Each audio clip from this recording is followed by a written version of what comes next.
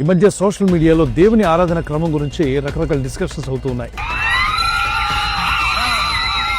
మా ఇష్టం, మేము ఎలాగైనా ఎదుగుతాం.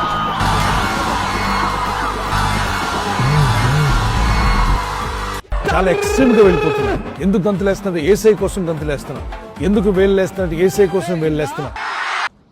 ఇంకోవైపు మన శ్యామ్ కిషోర్ గారి పిల్లలు వాళ్ళైతే మనల్ని పేరు పెట్టి మరీ మాట్లాడుతూ ఎవరు ఎన్ని చెప్పినా, మమ్మల్ని బతిమలాడినా, మమ్మల్ని వేడుకొన్నా మేము చేసేది చేస్తాం అనేటువంటి ధోరణిలో వాళ్ళు మాట్లాడడం జరిగింది. Hello guys, praise the lord. నా పేరు హనోక్. ఈరోజు మనం మాట్లాడుకునే టాపిక్ ఆరాధన అంటే ఏంటిది, ఆరాధన మనం ఎలా చేయాలి, ఆరాధన అన్న పేరుతో ఇష్టం వచ్చినట్లు డ్యాన్స్ మనం ఎందుకు చేయకూడదు అన్న క్వశ్చన్స్కి ఈ వీడియోలో పూర్తిగా తెలుసుకునే ప్రయత్నం చేద్దాం. అంతకంటే ముందు ఒక బ్రదర్ మనకు క్వశ్చన్ అడిగాడండి.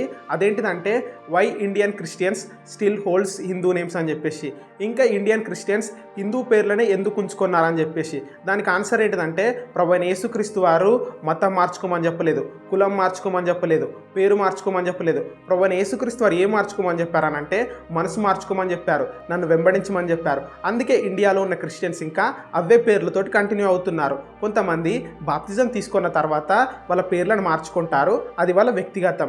ఇలాంటి క్వశ్చన్స్ మీకు ఏమన్నా ఉంటే కింద కామెంట్ చేయండి. నెక్స్ట్ వీడియోలో నేను ఆన్సర్ చేయడానికి ట్రై చేస్తాను. ఇంకా మనం మన టాపిక్లోకి వచ్చేద్దాం.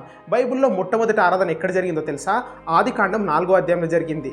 కయ్యోను హేబేలు కలిసి కృతజ్ఞతాస్తుతులు అర్పించి దేవుని ఆరాధించారు. కయ్యోను తాను పండించిన పంటలో దేవునికి కొంత తీసుకొచ్చి అర్పణగా చెల్లించాడు. అంతేకాకుండా హేబేలు తన మందలోనివి, క్రొవ్వినవి, మొదటిగా పుట్టినవి దేవునికి అర్పణగా తీసుకొచ్చాడు. ఇలా వాళ్ళిద్దరూ అర్పణగా తీసుకొచ్చి దేవునికి అర్పించారు, ఆరాధించారు.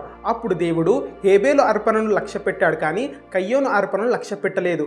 ఎందుకన్నానంటే దేవుడు కయ్యోను హృదయాన్ని చూశాడు. కయ్యోను హోల్ హార్టెడ్గా అర్పించాడా లేదా అన్నది చూశాడు. ఇక్కడ మనం ఒకటి అర్థం చేసుకోవాలి. ఆరాధన అన్నది హృదయానికి సంబంధించింది. ఆరాధన అన్నది అర్పించాలని చెప్పేసి, ఆరాధన అంటే కృతజ్ఞతాస్తుతులు చెల్లించాలని చెప్పేసి. కయ్యోను ఏం చేశాడు? హోల్ హార్టెడ్గా తన అర్పణను అర్పించలేదు కాబట్టి దేవుడు అంగీకరించలేడు. అప్పుడు కయ్యోనుకు కోపం వచ్చింది, హేబేలును చంపేశాడు. అంటే ఆరాధన కరెక్ట్ చేయకపోవడం వల్ల వాళ్ళిద్దరి మధ్యలో గొడవలు వచ్చేసాయి. ఈ రోజుల్లో కూడా మన దేవుణ్ణి మనం ఎలా ఆరాధించాలి అన్నది తెలియకపోవడం వల్ల మన క్రిస్టియానిటీలో గొడవలు వచ్చేసాయి. విమర్శలు, సద్విమర్శలు వస్తున్నాయి. ఒకరి మీద ఒకరికి కోపాలు వస్తున్నాయి. ఈ వీడియోని నేను ఎవ్వరికి కౌంటర్గా చేస్తలేను, ఎవ్వరికి వ్యతిరేకంగా మాట్లాడాలని చెప్పేసి చేస్తలేను, కానీ మన దేవుణ్ణి మనం ఎలా ఆరాధించాలి అన్నది మనం అందరం తెలుసుకోవాలి. కాబట్టే నేను ఈ వీడియోని చేస్తున్నాను. అంతకంటే ముందు ఛానల్కి ఎవరైనా కొత్త వస్తే తప్పకుండా లైక్, షేర్, సబ్స్క్రైబ్ చేయడం మాత్రం మర్చిపోకండి. ఈ వీడియోని పూర్తిగా చూడండి, తర్వాతనే కామెంట్ చేయండి. ఇంకా మనం టాపిక్లోకి వెళ్దాం. ఈ భూమి మీద ఉన్న ప్రతి ఒక్కరూ ఎవరినో ఒకరిని మనం ఇష్టపడుతూనే ఉంటాము. అది అమ్మ నాన్నని కానీ, భార్య భర్తని కానీ, భర్త భార్యని కానీ, పిల్లల్ని కానీ, ఫ్రెండ్స్ని కానీ మనం ఎవరినో ఒకరిని ఇష్టపడతాము. ఇలా ఇష్టపడ్డ వాళ్ళ గురించి మనం ఏదైనా చేయాలనుకుంటాము. వాళ్ళు ఏది అడిగినా కానీ నో చెప్పడానికి మనం ఇష్టపడము. వాళ్ళు కోప్పడితే మనకు బాధేస్తుంది, వాళ్ళు బాధపడితే కూడా మనకు బాధేస్తుంది. వాళ్ళు మనతో మాట్లాడకపోతే మనకి ఏదోలాగా ఉంటుంది. ఎందుకు ఒకరి పట్ల ఇన్ని ఫీలింగ్స్ మనం చూపిస్తున్నాము? ఎందుకనంటే వాళ్ళని మనం ఇష్టపడుతున్నాం కాబట్టి, వాళ్ళని ఆరాధిస్తున్నాం కాబట్టి. ఇంకొకటి కూడా చెప్తా, మనం ఎక్కడికైనా వెళ్తున్నప్పుడు మనకన్నా పెద్దవాళ్ళు, గురువులు, టీచర్స్ ఎవరైనా మనకు ఎదురుపడ్డారనుకో ఏం చేస్తారు? కొంతమంది ఏమో నమస్కారం చేస్తారు, ఇంకా కొంతమంది హగ్ చేసుకుంటారు, ఇంకా కొంతమంది కాళ్ళు మొక్కుతారు. ఇలా వాళ్ళ గౌరవాన్ని బాహ్యంగా వ్యక్తపరుస్తారు. దీన్ని కూడా ఆరాధన అనే అంటారు. ఆరాధన అనేది ఒకటే పదమైనా కానీ దాంట్లో 2 భాగాలు ఉన్నాయి. ఏంటి అని అంటే, ఒకటి మనం ప్రేమించిన వారి గురించి మన జీవితాన్ని అర్పించాలనుకోవడం, వాళ్ళ గురించి ఏమైనా చేయాలనుకోవడం. రెండవది ప్రేమించిన వ్యక్తి పట్ల బాహ్యంగా గౌరవాన్ని వ్యక్తపరచడము. మన బైబిల్ని గ్రీక్లో రాసేటప్పుడు ఈ ఆరాధన అనే పదానికి 2 పదాలను యూజ్ చేశారు. ఒకటి లాట్రియో, రెండవది ప్రోస్కోనియో. లాట్రియో అని అంటే మనం ప్రేమించిన వ్యక్తికి మన జీవితాన్ని అర్పించుకోవడము. ప్రోస్కోనియో అనంటే మనం ప్రేమించిన వ్యక్తి పట్ల బాహ్యంగా గౌరవాన్ని తెలియపరచడము. ఇప్పుడు మన దేవుని మనం ఎలా ఆరాధించాలనంటే ఈ రెండిటితో ఆరాధించాలి. మన దేవునికి మనము సజీవ యాగంగా మన జీవితాలను అర్పించుకోవాలి. అలానే మనము మన దేవునికి బాహ్యంగా మన గౌరవాన్ని తెలియపరచాలి. ఎలాగనంటే మోకాల్లోని ప్రార్థించాలి, దేవునికి నమస్కారం చేయాలి, స్వాష్టంగా నమస్కారం చేయాలి. దీనిని గురించే కీర్తనలు 95:7 చెప్తాడు, రండి నమస్కారం చేసి సాగిలపడదము, మనల్ని సృజించిన యెహోవా సన్నిధిలో మోకరించదము అని చెప్తాడు. అనంటే మనల్ని సృజించిన మన దేవునికి మనం ఇలా బాహ్యంగా గౌరవాన్ని తెలియపరచాలి. కానీ చాలామంది ఏమనుకుంటారు, ఆరాధన అనగానే కూర్చొని పాటలు పాడడము, లేచి చప్పట్లు కొట్టుకుంటూ పాటలు పాడడము, డ్యాన్సులు చేయడము, ఇదే ఆరాధన అనుకుంటారు. కానీ మన దేవుని పట్ల ఉన్న గౌరవాన్ని మనం బాహ్యంగా వ్యక్తపరచడం కూడా ఆరాధననే. అలానే మన దేవునికి మన జీవితాలను అర్పించుకోవడం కూడా ఆరాధననే. ఇప్పుడు మీకు ఇంకొకటి చెప్తా, దేవుని ఎలా స్తుతించాలన్నది. మొదటి దినవృత్తాంతంలో 16వ అధ్యాయంలో ఇలాగుంటుంది, యెహోవాకు కృతజ్ఞతాస్తుతులు చెల్లించండి అని. అంటే మన జీవితంలో జరిగిన గొప్ప కార్యములను బట్టి మన దేవునికి మనము కృతజ్ఞతాస్తుతులు చెల్లించాలి, థ్యాంక్స్ గివింగ్ ఇవ్వాలి. రెండవదిగా ఆయన నామమును ప్రకటించాలి. అంటే యేసుక్రీస్తు వారిని గూర్చిన సిల్వ సువార్తను మనం అందరం ప్రకటించాలి. ఆయనను గూర్చిన పాటలు, కీర్తనలు మనం పాడాలి. ఆయన మన జీవితంలో చేసిన అద్భుత కార్యములను బట్టి మనం అందరం సంభాషించాలి. అంతేకాకుండా ఆయన పరిశుద్ధ నామమును బట్టి మనం అందరం అతిశయించాలని చెప్పేసి ఉంటుంది. ఇలా మన దేవుని మనము స్తుతించాలి, ఇలా మన దేవుని మనము ఆరాధించాలి. ఇప్పుడు మనకు అందరికీ ఒక క్లారిటీ వచ్చింది అనుకుంటున్నా, మన దేవుని మనం ఎలా స్తుతించాలి, ఎలా ఆరాధించాలని చెప్పేసి. ఇప్పుడు మనకు అందరికీ ఒక డౌట్ వస్తుంది. కీర్తనలు 149 3వ వచనంలో నాట్యముతో ఆయన నామమును స్తుతించండి అని ఉంటుంది కదా, మనం ఎందుకు నాట్యముతో మన దేవుని మనం స్తుతించకూడదు? అంతేకాకుండా 2 సమూయేలు 6వ అధ్యాయం 14వ వచనంలో దావీదు ఏఫోదును ధరించుకొని తన శక్తి కొలది దేవుని స్తుతించాడు, నాట్యం చేస్తూ దేవుని స్తుతించాడు కదా, మనం ఎందుకు స్తుతించకూడదు అని చెప్పేసి. అంతేకాకుండా నిర్గమకాండము 15వ అధ్యాయము 20వ వచనంలో ఎర్ర సముద్రం దాటిన తర్వాత మిరియాము తనతో ఉన్న స్త్రీలందరూ కూడా తంబూర చేత పట్టుకొని దేవుని నామాన్ని స్తుతించారు, నాట్యం చేస్తూ దేవుని స్తుతించారు. మనం ఎందుకు స్తుతించకూడదు? ఈ ఆర్టీఎఫ్ వాళ్ళు నాట్యంతో, డ్యాన్స్తో దేవుని ఆరాధిస్తే వీళ్ళు ఎందుకు అంత ఫీల్ అవుతున్నారు? ఈ ప్లాట్ఫామ్ నుంచి, ఆర్టీఎఫ్ ప్లాట్ఫామ్ నుంచి రాజ్ ప్రకాష్ పాల్ గారికి కానీ, ఆ జాన్ జబరాజ్ గారికి కానీ, శామ్ కిషోర్ గారి కుమారులకు కానీ మేము చేయాలనుకున్న రిక్వెస్ట్ ఏంటి అని అంటే, దయచేసి యువతని తప్పుదోవ పట్టించకండి. దయచేసి యువతని తప్పుదోవ పట్టించకండి. మా గుండెలు రగిలిపోతూ ఉన్నాయి, మా గుండెలు ద్రవంగా మారుతూ ఉన్నాయి. చాలా బాధతో ఈ విషయం చెప్తా ఉన్నా. మీ మనోభావాలు దెబ్బతింటే అందుకు క్షమాపణ అనేది కాదు. సంఘానికి నష్టం చేయకండి. మీకు మీ చేతులు మా చేతులు జోడించి మిమ్మల్ని రిక్వెస్ట్ చేస్తా ఉన్నాను. మిమ్మల్ని గుడ్డిగా ఫాలో అయ్యే యవనస్తులు చాలామంది ఉన్నారు.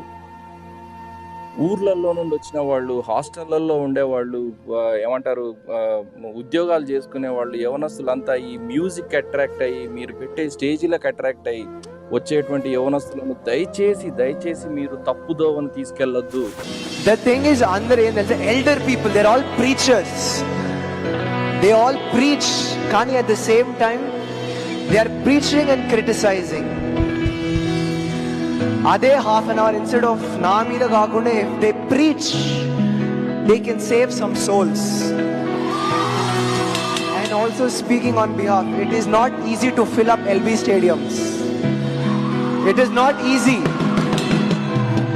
It is easy to, open your phone and speak false worship. Adi, it is easy to speak, but it is, hard to stand up here and worship and fill those stadiums. So giving credit, all credit, from the bottom of my heart, he did a great job. Evvaru emanna, enta request chesina, enta order chesina, ఆరాధన ఆగదు. ఇంకా JCNM Shyam Kishore గారు అయితే ఈ విషయంలో చాలా serious కూడా అయ్యారు. ఈ మధ్య కూడా కొంతమందికి ఒక వైరస్ సోకింది. సంఘాల్లో కొంతమందికి. ఓకే, ఎల్టీఎఫ్ అని ఒక వైరస్ ఉంది, లూసిఫర్ థియాలజికల్ ఫారం అని నిందించేటి వైరస్ సోకింది. ఇది ఆన్లైన్ ద్వారా సోకుతుంది. ఈ బ్యాచ్ కంటుకొని వీళ్ళ నుంచి మొత్తం అందరికి సోకి ఇప్పుడు వాళ్ళు కూడా అలాగే. అది సిమ్టమ్స్ ఏంటో తెలుసా? అవి వచ్చిన సిమ్టమ్స్, ఆరాధనలో నాట్యం ఆడకూడదు, ఆరాధనలో ఉత్సాహం ఉండకూడదు, ఆరాధన ఎలా చేయకూడదని ఈ వైరస్ యొక్క లక్షణాలు. ఎందుకు అరుస్తున్నారంటే ఏసఐ కోసం అరుస్తున్నా. అల్లరి ఎందుకు చేస్తారంటే మేము ఏసఐ కొరకు అల్లరి చేస్తున్నాం. మీ వ్యక్తిగతంగా మీరు ఎలా ఉంటున్నారన్నది అది ప్రశ్న కాదు. దేవుని మందిరంలో దేవుని ఆరాధించే క్రమం దేవుడు ఏర్పాటు చేశాడు. నాకు నచ్చినట్టు, మీకు నచ్చినట్టు, ఇంకెవరికో నచ్చినట్టు కాదు, కానీ మనమంతా దేవునికి నచ్చినట్టు చేయాలి. చూడండి, లోకస్తులు క్లబ్బుల్లో పబ్బుల్లో వేసే గంతులు, పిచ్చి కార్యక్రమాలు, సంఘాల్లోకి రావచ్చా అంటే నో. కొంతమంది డ్యాన్స్ చేయొచ్చు అంటున్నారు, కొంతమంది డ్యాన్స్ చేయొద్దు అంటున్నారు. ఏది కరెక్ట్ రండి తెలుసుకుందాం. ఇది తెలియాలంటే మనకు కాస్త సంఘ చరిత్ర తెలియాలి.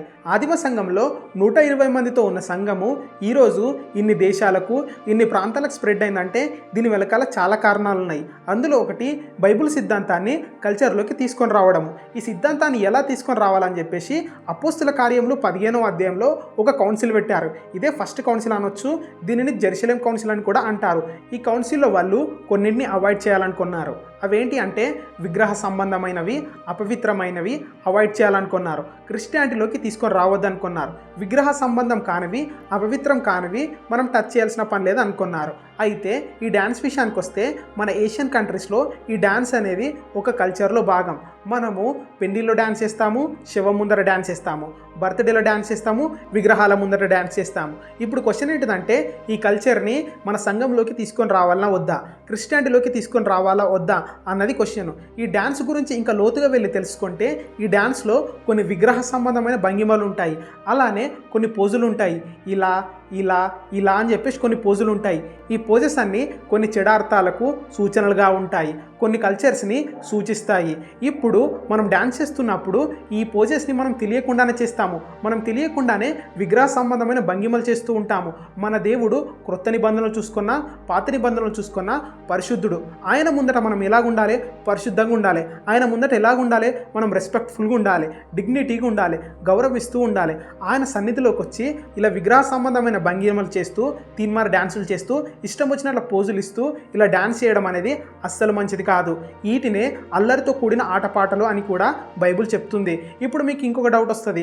కీర్తనలు 149 3వ వచనంలో నాట్యంతో ఆయన నామమును స్తుతించండి అని ఉంది కదా అని చెప్పేసి, అదే కీర్తనలు అదే 149 5వ వచనంలో ఇలా కూడా ఉంటుంది, పడకల మీద ఉండి స్తుతించండి అని ఉంటుంది. అంతేకాకుండా అదే కీర్తనలు 149 9వ వచనంలో రెండంచులు గల ఖడ్గము ఆయన భక్తులకు ఇదే ఘనత, యెహోవాను స్తుతించండి అని ఉంటుంది. అంటే ఇప్పుడు మనం కత్తులతో దేవుని స్తుతిద్దామా? అలా కాదు కదా. ఈ 149వ కీర్తన అనేది ఒక పోయిటరీతో కూడిన కీర్తన. దీన్ని మనం అలానే అర్థం చేసుకోవాలి. అలానే దావీదు నాట్యం చేయడం అనేది, మిరియాము నాట్యం చేయడం అనేది ఒక నరేటివ్. హిస్టరీలో ఇలా జరిగిందని చెప్పేసి నరేట్ చేస్తున్నారు. నరేటివ్ని మనం అలానే తీసుకోకూడదు. నరేటివ్లో ఉన్న ప్రిన్సిపల్ని తీసుకోవాలి కానీ నరేటివ్ని అలానే తీసుకోకూడదు. దావీదు మిరియాము హృదయపూర్వకంగా డ్యాన్స్ చేస్తారు కానీ ఇష్టం వచ్చినట్లు డ్యాన్స్ చేయలేదు. సౌండ్ ఎక్కువ ఉండడం వల్ల డ్యాన్స్ చేయలేదు, బీట్ మంచిగా ఉండడం వల్ల డ్యాన్స్ చేయలేదు. దేవుని మీద ఉన్న ప్రేమతోటి హృదయపూర్వకంగా డ్యాన్స్ చేశారు. నేను మీకు స్టార్టింగే చెప్పా, కయ్యోను హేబేలు దేవునికి అర్పణలు తీసుకొచ్చారు కానీ కయ్యోను హృదయపూర్వకంగా తన అర్పణను అర్పించలేదు. అందుకే దేవుడు కయ్యోను అర్పణను లక్ష్య పెట్టలేదు. ఈరోజు మనము మన దేవుణ్ణి హృదయపూర్వకంగా ఆరాధిస్తున్నామా? దేవుని మీద ఉన్న ప్రేమతోటి దేవుని మనం ఆరాధిస్తున్నామా? మనల్ని మనం క్వశ్చన్ చేసుకోవాలి, ఎలా ఆరాధిస్తున్నాం అన్నది. నిర్గమకాండము 32వ అధ్యాయం 6వ వచనంలో మోసే కొండ మీదకి వెళ్ళినప్పుడు కిందున్న ప్రజలందరూ ఒక దూడను చేసుకొని ఇదే మా దేవుడు అని చెప్పేసి దాని ముందట తినుటకు, తాగుటకు, ఆడుటకు లేచారంట. దాన్ని ఆరాధించారంట. అది దేవునికి అస్సలు నచ్చలేదు. అక్కడున్న ప్రజలందరినీ దేవుడు శిక్షించాడు. అంతేకాకుండా క్రొత్త నిబంధనలో మత్తయి సువార్త 14వ అధ్యాయం 8వ వచనంలో హేరోదు కుమార్తె హేరోదు ముందర డ్యాన్స్ చేసి యోహాను తలనడిగింది. ఇలా డ్యాన్స్ విషయంలో బైబిల్లన్నీ పాజిటివ్ విషయాలు జరగలేవు, నెగిటివ్ విషయాలు కూడా జరిగాయి. దేవునికి కోపం వచ్చే సంఘటనలు కూడా జరిగాయి. ఈ రోజుల్లో కొంతమంది బైబిల్లో ఉన్న వచనాలు చూపించి ఇలా డ్యాన్స్ చేయొచ్చు అని చెప్తున్నారు. కానీ ఇలా డ్యాన్స్ చేయడం వల్ల వాళ్ళ సంఘం విస్తరిస్తుందేమో, వాళ్ళ సంఘానికి చాలామంది వస్తారేమో, కానీ సార్వత్రిక సంఘం మాత్రం విస్తరించడం ఆగిపోతుంది. క్రిస్టియానిటీ మీద చాలా ఎఫెక్ట్ పడుతుంది. 1 కొరింథీలు 10వ అధ్యాయం 23వ వచనంలో పౌలు ఇలాగ చెప్తాడు, అన్ని చేయడానికి నాకు ఫ్రీడమ్ ఉంది కానీ అన్ని చేయదగినవి కాదని చెప్పేసి. ఇంతవరకు ఈ వీడియో చూసిన మీరే చెప్పాలి, దేవుని ఆరాధిస్తూ ఇలా డ్యాన్స్ చెయ్యాలా చేయొద్దా అన్నది.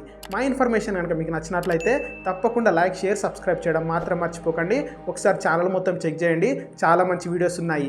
మళ్ళీ ఒక మంచి వీడియోతో మళ్ళీ మీ ముందుకు వస్తా. Praise the lord.